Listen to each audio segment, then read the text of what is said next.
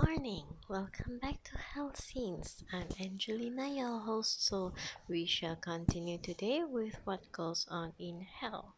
And how do we avoid going to hell? You have to watch back the previous episodes of Health Scenes so that you'll be able to learn the 10 wholesome ways that will avoid us from ending up in hell. So last week we have spoken about the consequences of suicide, okay, for not paying back good um, the four gratitudes. Okay, the four gratitudes is about not paying back to the kindness of our parents, of our teacher, the country, and all other beings. So today we're at the next part. Okay, is in this book. A chaotic world begins with the loss of conscience and the lack of moral education. Okay, in our physical world, it is easy to commit uncountable bad karma. For example, indulgence in sexual desires or gambling, indulgence in alcohol, or not being dutiful or devoted to parents, or forgetting the kindness of others, and betrayal of honor. One mistake leads to 1,000 lifetimes of regret, and it will be too late to realize this at the end of one's life. Okay. If everyone fails to abide by their responsibilities and duties, endless karma will be committed. The source of all misconduct comes from the three poisons: greed, anger, and ignorance. The lack of morality these days is due to the failure to adhering to the teachings of saints and sages. Many people know their own religions only at a superficial level, and not their true essence, which is about the education of moral and virtue. Ignoring the essence of our own religion and focusing only on formalities further confuses people of the world and leads to deterioration of morals. Okay. When I was in my primary and secondary school, okay, we were tasked in school to undergo moral education, okay, as one of the syllabus that we need to go through. The curriculums that we need to go through is a subject that we will sit for exam. For those, because I'm in Malaysia, so for those who are Muslims, during this same period, they will undergo the Islamic teachings education, and for those of us non-Muslims, we'll go through moral education. When I graduated, okay, after we have graduated from the university, and some of my um, classmates, they've become parents and things like this, I remember one of my ex-classmates proclaiming very loudly on Facebook, on social media, that moral education is the most useless subject in school. Okay, I don't know why she came to that conclusion. She was saying that you sit for the exam, you just going to learn all these things theoretically, and then you sit for the exam, you're going to waste your time studying about all these things, and then um it doesn't contribute to your job when you grow up. Okay, I will say that this is a very heavy statement for her to utter. It creates the consequences of heavy karmic downfall. Okay, why? Because morality is indeed lacking in this world. Morality is being seen for a while as something that is for the weak, something that is useless, baseless. You don't need to sit for exam for it. You don't even need to learn what morality is, because things are moving so fast these days. All these things about respect or whatever doesn't apply anymore in this world. If you say such things or you preach such things to the younger ones, they grow up thinking that it is indeed useless, and they pursue only those material gains. It is heavy sin, heavy penalty on you and the future generations. Okay, because technically, what differentiates us from other beings is that we have a physical body, and we do have that mind to be able to differentiate the good and the bad. Okay, in the past, you will say things like, you are worse than an animal. When you're doing some bad things, you'll say that you're worse than an animal. But what can we say today? Okay, today we can see that some animals protecting children, animals behaving better than humans. Okay, so it has flipped to the other way around. We are worse than animals. That's because we lost our morality, right? In the pursuit of material gains, people are harming other people. Okay, people are also not respecting each other. People are no longer helping each other. You just look at what's happening in the corporate world today at your workplace. Okay, when you try to help other people, people will think that you are a weakling and they'll try to take advantage of you. When you do something wrong, instead of allowing you to reimburse your um, faults, okay, instead of allowing you to redeem for your mistakes, some people will take the opportunity to step on you, thinking that they can elevate themselves by making you look bad. Okay, thinking that they can actually become the manager's pet. All right, or maybe the manager has a pet, and they might even combine together to attack a particular staff just because the manager didn't like the staff. So, or maybe people who gaslight, okay, or maybe people who will use wrong information to their own advantage. For example, they may not understand certain um, analytics, okay, and then they try to mislead others with their own ignorance, thinking that other people will not know what all the analytics will mean. Okay, they don't know what the numbers mean. um I will say that this is all due to the lack of morality. Okay, the more obvious ones may be the indulgence in sexual acts that are unnatural. Okay, what are natural sexual acts? Natural sexual acts will be those that a husband does with a wife. Okay, a spouse thing is an exclusive thing. But when it is unnatural, you will see people who commit, in the past, most of it that we can see is just a commit of rape.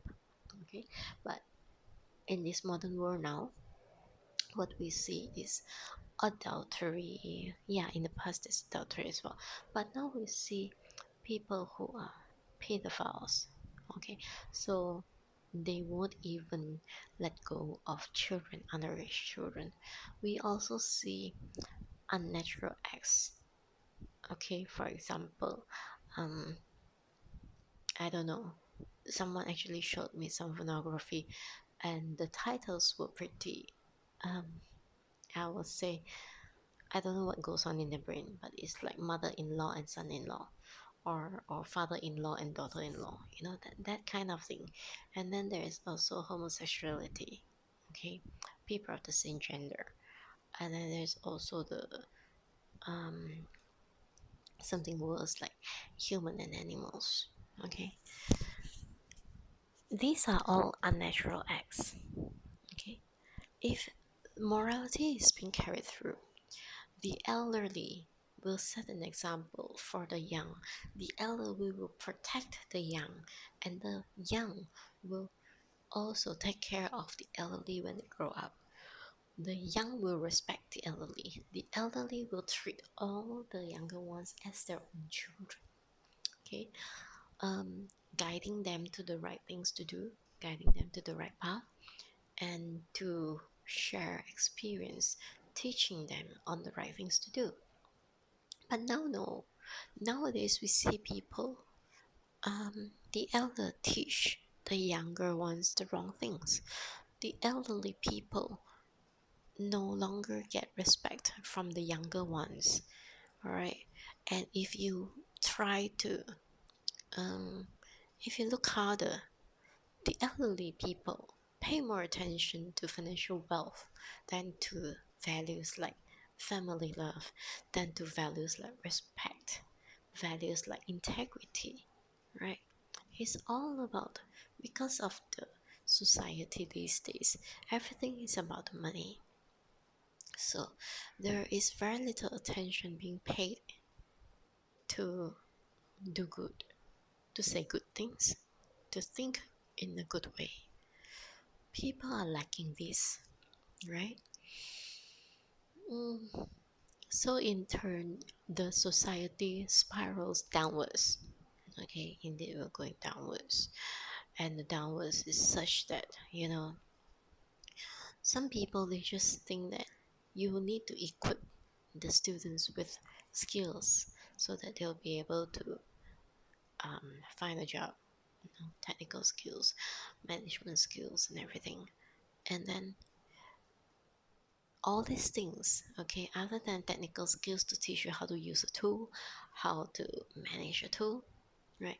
All the other things like the soft skills, the managing people skills, if you teach morality, you will automatically have all these skills. You don't need to be like, having to go through what kind of uh, management skills like that will have to tell you about work-life balance, that will have to tell you on how to get the um what do you say, the feedback from your subordinates. How do you treat your subordinates fairly? Why would you need a lesson to teach you how to treat your subordinates fairly? If you have morality, if you know the importance of fairness, if you know the importance of respecting other people, if you have all that, you are automatically able to conduct yourself in ways that will gather the respect from other people. Okay, very often when we look at all those really good leadership books out there, or even some of those that you see on the social media, what differentiates a boss and a leader? Okay, they usually depict a boss as somebody who is so bossy, and then who just by uh, the ownership or the position, so they will impose on other people. That's true, that's one way. But if you look at the great leadership books, you look at those like the John Maxwell's leadership. Okay, 5 levels of leadership. Okay, the first level of leadership is this, the impose of influence by position. That means I'm your boss, you have to listen to me even if I'm wrong. Right? That is the first form of leadership, which is the least respected, because if we were to bring this person out from the company, will this person be able to get respect from other people? Very likely no. And if this person in this company with such a high position be thrown out from this company and to go into another company, do you think that this person can gain the respect from those from the other company? Again, the answer is no, right? So this is the first level of leadership, okay, imposing onto others. But if, let's say, you elevate yourself to the fifth level of leadership, where you nurture, you groom, you treat other people with respect, and you help them to be the same level as you are, right? Then these are the ones that will actually gain the kind of influential position that they deserve. Okay, so spiraling down without morality is a way for the society to degrade, to become bad, to become something that is. Look at our society today. People are fighting against each other. People are jealous of each other. Okay? People are trying to strip others of their good fortune to make it their own. Okay, that is actually part of stealing, robbery. Okay, but many people don't understand that. Many people think that this is the tactic, right? For a while, you watch all those TVs teaching you how to be, to be really, I would say, strategize to mislead other people, um, to make them lose something so that you gain something. That kind of mislead is also a form of stealing. Okay, so if you were to look at all this lack of morality that's going on, it is no surprise if the gates of hell are full. You know, people will just do bad things disregarding anything else. Some people are actually justifying that divorce, adultery is common because divorce is easy. Okay? People just justify that certain things that they do are for the best of people out there, right? People just justify things to cover up their own misdeeds. Okay, for example, some people may actually just, you know, gaslight or throw stones at other people's efforts, and they will say that this person is this lousy or whatever. Okay, because they feel insecure. They feel that if this person gets recognized for the good that they have done, then they themselves will not be able to climb higher. But they don't think, if let's say this person is of such a situation that it can become a threat to you, why don't you just upskill and make yourself even better instead of, you know, gaslighting and trying to pull the other person down? You don't grow by throwing other people down into the sea. Okay, you don't grow by gaslighting other people into a lower, perceived lower position than you are, because even if I give you the position, you will not be able to live up to it. So this lack of moral education betrays the honor of simply being human, you know. So when they do bad, okay, they are poisoned by greed, anger, and ignorance. They don't know the consequences of all these bad deeds. They will think that it is just rightful for them to do this because this is, hey, survival of the fittest. That's what they say. But what is the survival of the fittest? If your karma is fit, then you survive. Okay?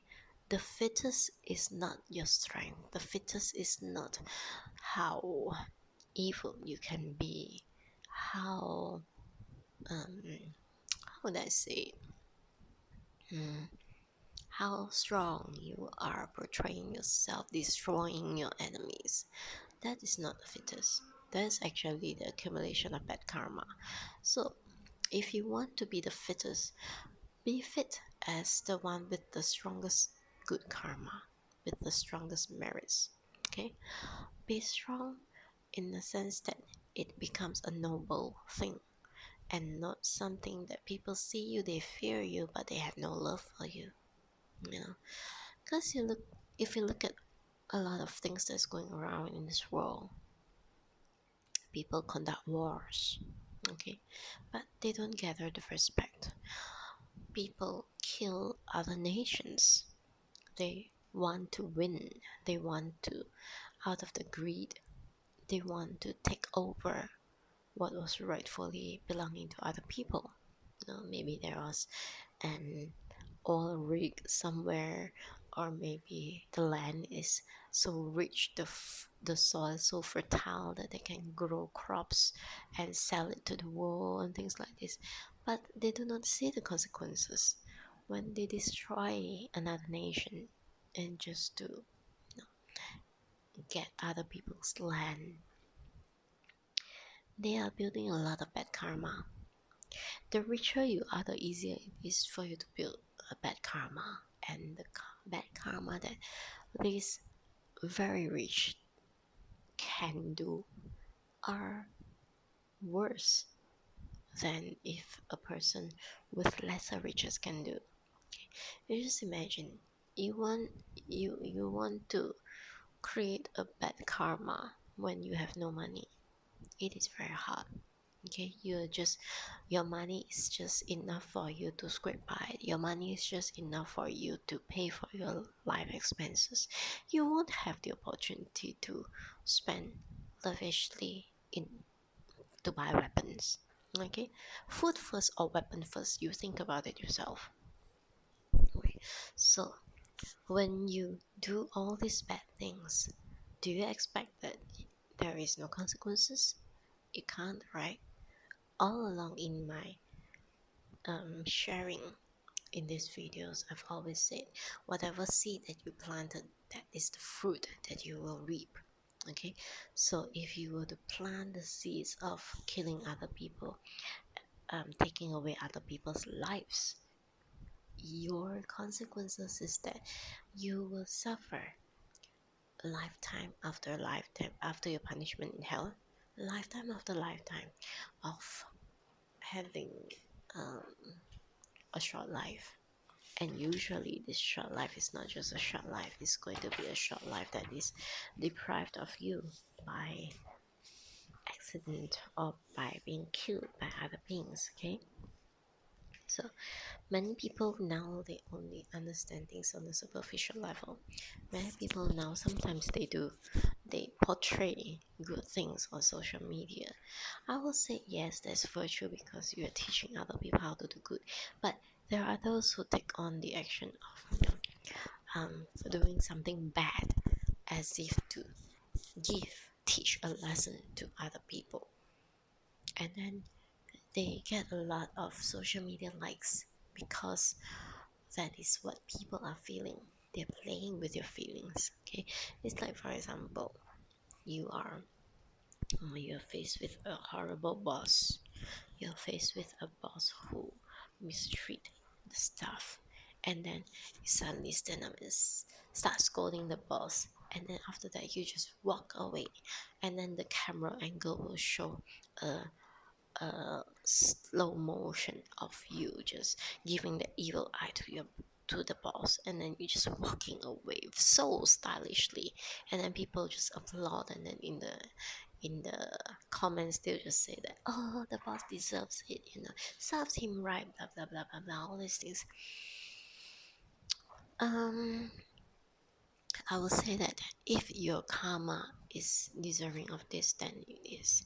But if, let's say, most of the time, if you want to elevate yourself, okay, so that you don't create that kind of bad karma, you don't want to develop bad karma with another person because you don't know what kind of grudges you've had in the past with this person. Possibly the person treats you this way now. Maybe in the past life you've done that to him as well. So this life he treats you this way. So you retaliate, and the next life you will still continue with the loop. Okay, it will go on and on and on until one day one of you stop. Okay, and then it just dissolves the entire karma. You don't have to scold each other anymore. So if you are wise, okay, and you have morality, if you are wise and you understand your own religion very carefully, like in the Christian Bible, they say that if somebody slaps you on the left, and you offer your right for him to slap as well, something like that. Okay, so what does this mean? This is actually to mean to say that you burn off your bad karma from the past. So this is like asking you to practice patience so that you just let the thing happen, you do not retaliate, and thus you end the bad karma. If in the past life he was not able to, you did not do any bad to him, in this life he can do whatever bad you try to do to him, and he can do whatever bad thing that onto you. Okay, he can do anything, but it will bring no consequences to you. It will not affect you at all.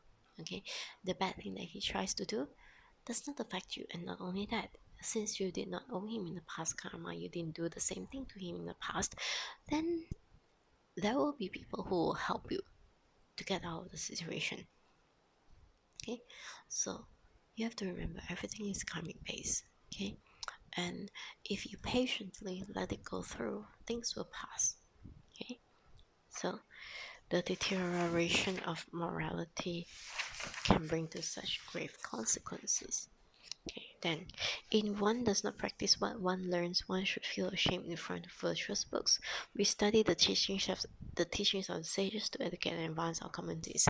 If we do not harmonize ourselves with these teachings and not act as a role model for others, but instead indulge in fame and financial gain, then we will be the first to come to this hell for remedial study. After that, one go to other hells to clear one's sins. Okay, so this hell we're talking about the first hall, which is King Ching Guang's hell. That hall that judges you, that hall that will show you that mirror reflecting everything that you have done. Okay, and start weighing you, your good and your bad, to see if you're good, if it is better than the bad that you have done, then you have that good karma to go straight into reincarnation. Otherwise, you need to pay for that. Okay, if your bad karma is more than your good karma, then you will be sentenced to those hells. So you have to clear your sins, and then that's why in you're listening to this hell talks, hell scene talks, I hope that you also listen to the Infinite Lifetime Sutra, because it will help you understand the truth, the ultimate truth of this world, of our existence. Then you will put a stop to situations that will continue tying you to the six realms of existence in cycle.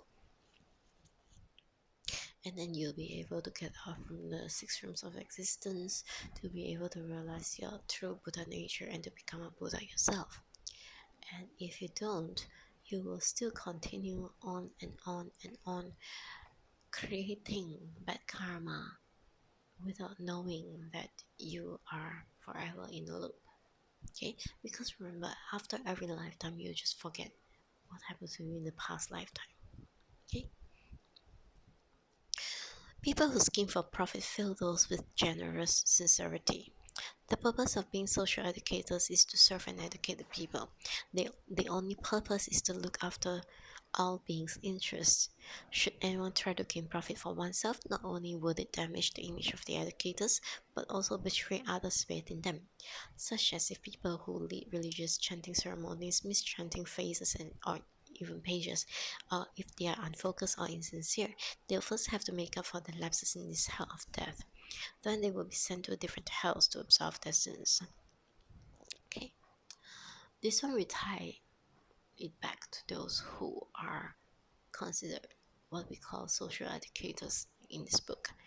Okay, so social educators are the ones who are portray themselves, who brand themselves in a situation where they will teach you things. Like right now, okay, if you're to be watching my video right now, okay, I don't claim myself to be much of a social educator. I'm only sharing what's in the books, okay, but I would hope that people watching this video will be able to benefit from it and to make themselves better with it. If I know there was previously I was saying that my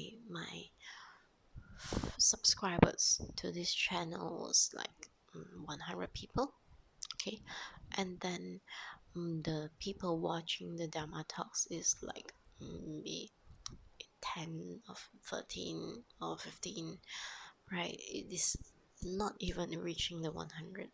So One of my friends was saying that, oh, you just keep going, the audience will come. No, I'm not seeking for an audience to make myself famous. Okay, I'm also not seeking an audience to let me monetize my YouTube channel. I am seeking for an audience that will actually really listen to the Dhamma Talks and to really benefit from it. Okay, I'm looking for the audience who will really change. Okay, will be able to really reflect himself or herself through the teachings, through the things that I share on my channel, and to, after reflecting, will find ways to improve so that you can get out of the 6 rooms of existence, to get out of the 10 rooms of existence and go straight into the one Dharma realm, that is Amitabha's Pure Land. You know, that is my aim. So having low viewership is normal because not everyone's karma will allow them to accept this Dhamma talks, will be able to accept the teachings that I'm sharing. Okay, most people nowadays, the karma is pretty low, on the low side. I would say on the negative side, most of it. So the consequences is such that a lot of people will be going to hell.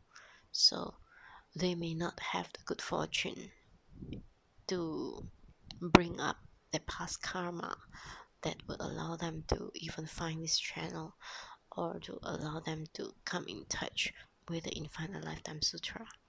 They, when I share this housing talk, they may think that it is just some supernatural talks that are going to be really like, telling them what's in the paranormal world.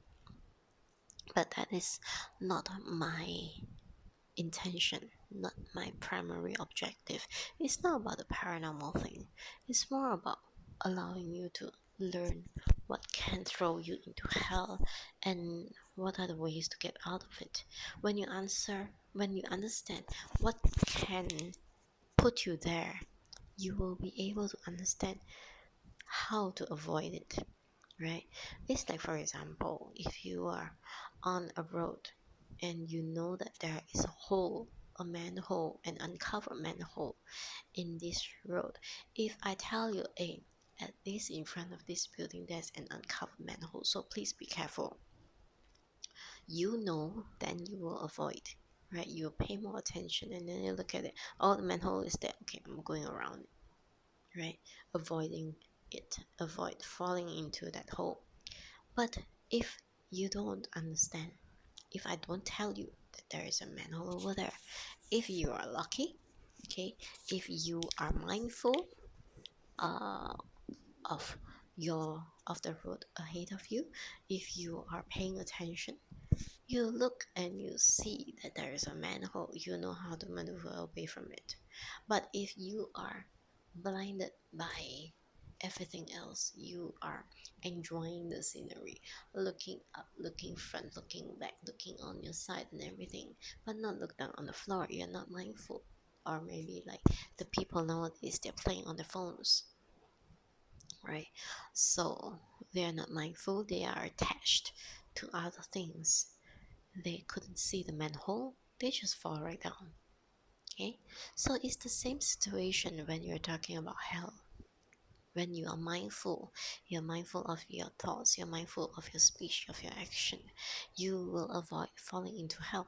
But if you are not mindful, you're attached to the material things in life, you're attached to this colorful world that you're seeing around you, you are greedy, you get angry by how people teach you, and then they say that, oh, you have no respect for me, and you couldn't feed your ego. Your ego is so big, you couldn't see, you're not mindful, you fall into hell, just like how you fall into a manhole in the dark, or how you fall into a manhole when you become so absorbed with everything else that you're not looking ahead of you, you're not mindful of what's ahead of you. Okay, it's exactly the same. Okay, so when my sharing of all these talks, all this Dhamma and everything, it is actually to warn you against what is potential hazard in front of you. What is the potential manhole that you fall into? And this manhole leads to hell, right? The objective of my sharing these hell scenes is not to scare you. It is not to let you feel awed by the paranormal. Okay, it's just to share so that you will not get into trouble in the future, right? So people who scheme for profit will fill those with generous sincerity. A lot of people, you look at, I don't even need to talk about those who are misusing the name of religion to do these things, okay? Even though this in this paragraph, it is pointed directly to those who scheme, who does fake ceremonies just to cheat other people's money. But we're talking about scammers. Okay, some people who are genuinely there to help. Okay, like for example, you see a lot of people sometimes they scam by telling people pitiful stories. Okay, um, seeking for charity, fake charity, or you see some of those like the I don't know, maybe some organized crime, something like this. At for a while you will hear children being abducted cross borders, and then once they're abducted, then they are either thrown in for prostitution, or they may have themselves hurt, cut their hands, cut their legs, or whatever, cripple them, make them physically um, challenged, right? To make them into um, people with deforms, and then they throw them into the streets to become beggars, right? These are schemes that are so immoral, and all for the sake of earning a few bucks, okay? But the schemers, they don't remember, they don't know that all the money that they are earning today with all these schemes and all are actually money that are due to them because of the past karma. They have accumulated that much in the past karma so that they will be able to earn the kind of living in this present one. But they have done it in such a bad way, in ways that are, you know, mistreating others, misusing others, creating the bad karma. Thus, the riches will just dismiss, it will dissipate in a horrible way as well. Okay, now they will see that, oh, they have become rich, they may have a lot of wonderful things and stuff like this, but one day when their karma is finished for this good fortune, their good karma finished, they've used up the merit points, all the demerits, all the bad karma will surface and it will eat them up. Okay, like yesterday when we were at the market, we were having lunch. My boyfriend was showing me one guy. He said that this guy looked down on me when I first started my business. He told me that. Okay, he said that that guy was just like looking at him in a very arrogant way and saying things like, "You think that doing business is so easy?" Just really like looking down on someone. And my boyfriend told me, a mistress, a woman, stripped the guy of his money in his when he got older age. Okay, and I look at that guy. Indeed, he wasn't. His eyes were not sharp.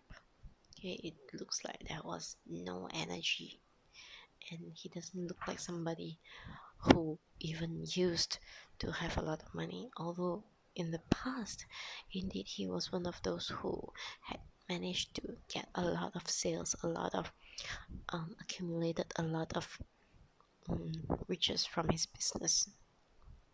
But because of his bad karma that he accumulated, somehow, someday, somebody from the past manifests in the present and then took all his riches away. Right? That is karmic payback. Okay? If you stay long enough, you'll be able to see it. The dim lights from an oil lamp cannot reveal black-hearted and unethical people. Intelligent, capable people can bring good fortune to others or bring disaster too. For some who claim to be religious and fail to follow the teachings in the Holy Scriptures, the sufferings will be unbearable once the judge arrives. They'll also be reborn as animals to repay the remaining debts. Okay, so for people who are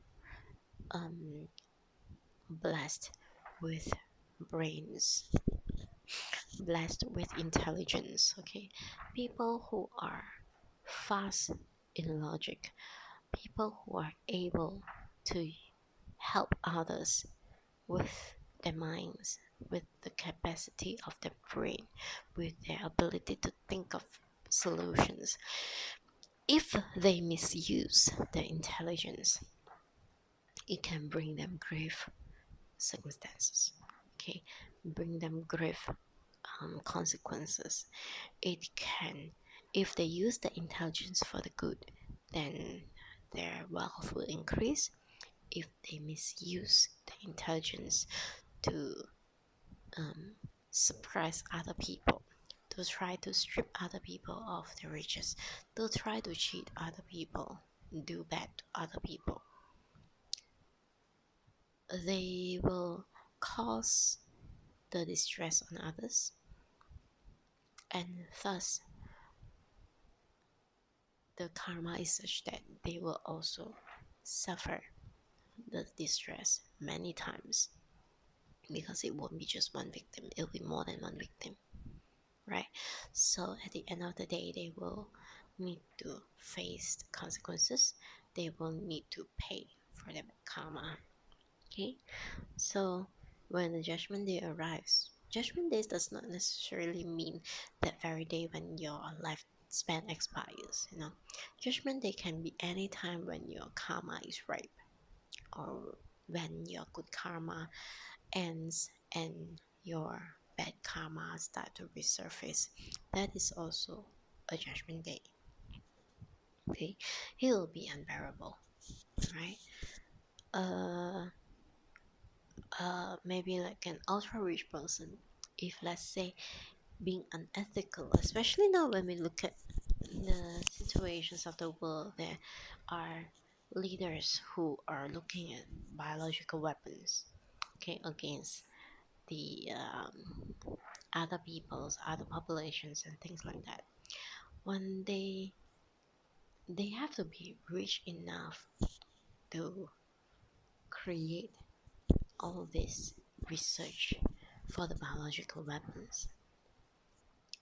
If they have used the riches to research for the cure of diseases, they will be blessed with longevity and a clear mind as they grow old, and they will continue to be blessed with good fortunes.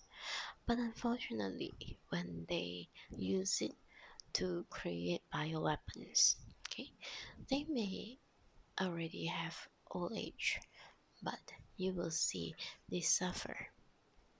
Okay, they suffer in ways that you just cannot imagine. They just won't be happy. They won't enjoy good health. They may be senile, right? As they grow older, they may experience things like Alzheimer, Parkinson, right? Those things that are not natural in our life, I would say. If you look at the past, not many people experience all these kind of illnesses. But modern world, they attribute it to the pollution, to the food that we eat, etc. But they have forgotten. Actually, all these things are attributed to the mind itself. Okay, so we shall end today's session, okay? Because the next one we're going to talk about people go to different hells according to their sins, and we will start with the first hell, which is called the hell of pillars. Okay, so meanwhile, not scaring you, so you just reflect. Okay, look at your own actions, look at your own thoughts, go through the 10 wholesome ways that I have shared earlier in this playlist, under the all about hell. Okay, and then to reflect also on the things, on whether you are doing things right. When we are talking about the Infinite Lifetime Sutra, you just go and listen to the playlist, which is also available as a podcast. Okay, so meanwhile, please take good care. We shall continue next week. Bye bye. Amitabha.